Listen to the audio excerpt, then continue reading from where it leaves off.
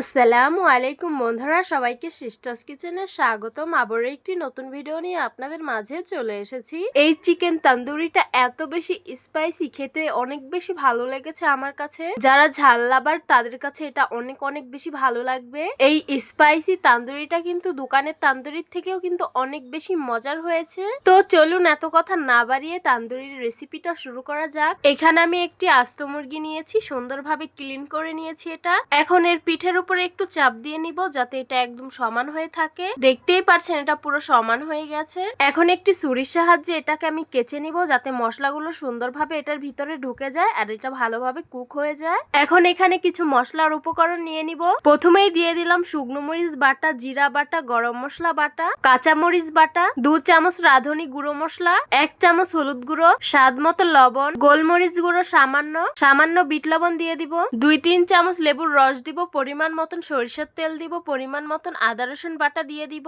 1 চামচ পরিমাণ সয়াবিন তেল দিব, ফেটানো টক দই দিয়ে দিব।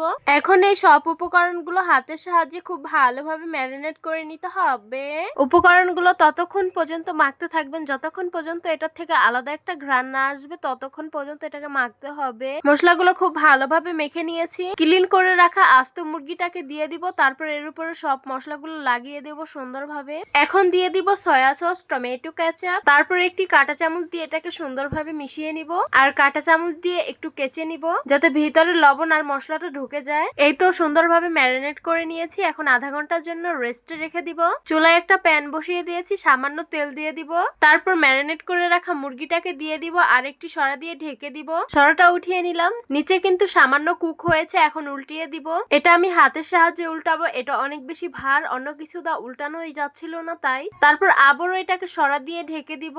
দেখতেই পারছেন মুরগির থেকে কিন্তু অনেক বেশি পানি বের হয়েছে। এটা কুক করবেন মিডিয়াম জালে। এইভাবে আমি একটু নেড়েচেড়ে নিচ্ছিলাম। এটা কিন্তু পুরোপুরি কুক এইখানেই করে নিতে হবে। দেখতেই পারছেন এটা কিন্তু অর্ধেক কুক হয়ে গেছে। দেখতেই পারছেন এটা কিন্তু পুরোপুরি হয়ে গেছে। এখন চুলা থেকে নামিয়ে নিব।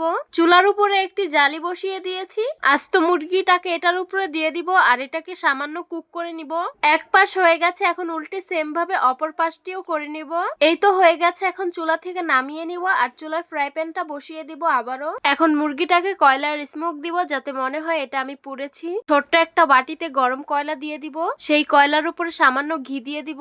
তারপর তাড়াতাড়ি ঢাকনাটাকে লাগিয়ে দিব। দেখতেই পারছেন কয়লার স্মোক বের হচ্ছে। ব্যাস তৈরি হয়ে গেল আস্ত স্পাইসি চিকেন তান্দুরি। আমি কিন্তু আপনাদের আজকে চুলায় কিভাবে তান্দুরি করতে হয় সেটাই কিন্তু দেখালাম। এটা খেতে এত বেশি স্পাইসি আর এত বেশি মজাদার, আমি একবার খেয়ে এটার ফ্যান হয়ে গেছি। আপনারা অবশ্যই এইভাবে আস্ত চিকেন তান্দুরি বাসায় একদিন বানিয়ে দেখবেন। এটা খেতে অনেক অনেক বেশি ভালো লাগে। ট্রাস্ট মি, এটা যদি আপনারা বাসায় বানিয়ে খান তাহলে আপনারাও এটার ফ্যান হয়ে যাবেন। তো আশা করছি আজকের ভিডিওটা আপনাদের কাছে অনেক অনেক বেশি ভালো লাগবে। ভালো লেগে থাকলে আমাদের ইউটিউব চ্যানেলটি সাবস্ক্রাইব করবেন আর যারা আমার ফেসবুক পেজ থেকে দেখছেন পেজটিকে ফলো করবেন। সবাই ভালো থাকবেন, সুস্থ থাকবেন আর সিস্টার্স কিচেনের সাথেই থাকবেন। আবারও কথা হবে কোনো নতুন ভিডিওতে। তাহলে আজকে এইখানেই বিদায় নিচ্ছি। আল্লাহ হাফিজ।